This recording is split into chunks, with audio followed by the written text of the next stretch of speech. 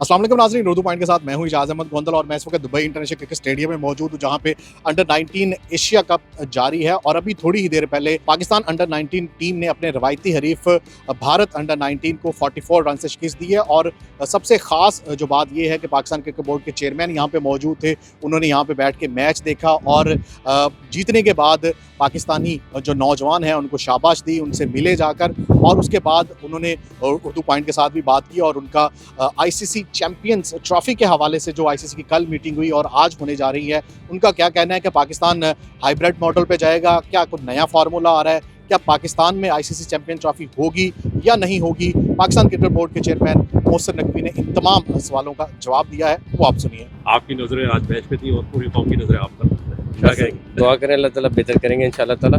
अच्छी तरफ जा रही हैं चीज़ें और इंशाल्लाह अच्छी खबर आएगी। तो और बोर्ड्स ने भी आपसे इत्तेफाक कर लिया पीसीबी से?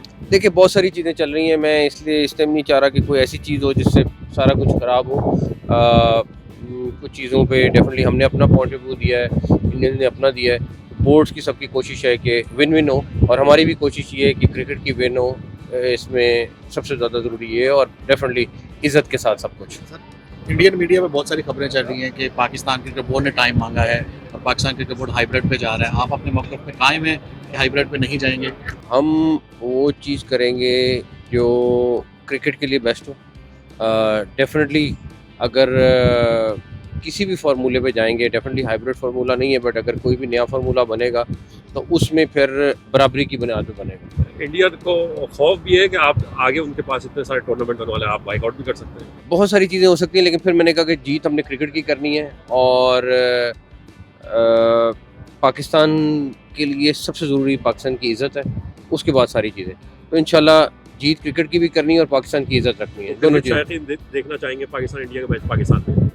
लेट्स सी क्या होता है इंशाल्लाह। आप नहीं समझते जिस तरह का सख्त मौक़िफ़ अब अपनाया गया है पाकिस्तान क्रिकेट बोर्ड की जानिब से, पहले भी इस तरह का मौक़िफ़ भी अपनाना चाहिए था? देखिए हर दफ़ा सिचुएशन होती है, अभी भी मैं ये कहूँगा कि देखें हमें, मेरा क्या कोशिश है, मेरी कोशिश है कि ये नहीं हो सकता कि वन साइडेड काम चलता रहे और हम इंडिया जाएं वो ना आए और इस तरह के बहुत सारी चीज़।